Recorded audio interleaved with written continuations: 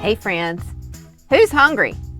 Today I'm bringing you a recipe that's both classic and irresistible. Coca Cola glazed baked ham.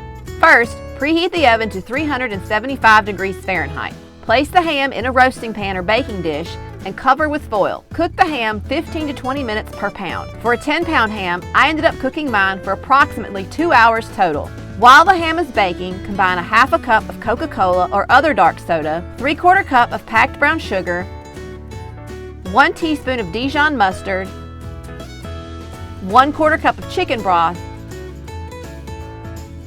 and 1 tablespoon of apple cider vinegar.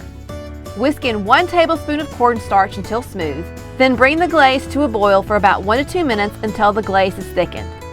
30 minutes before the end of the cooking time, remove the ham from the oven. Apply the glaze liberally to the outside of the ham, then return it to the oven uncovered.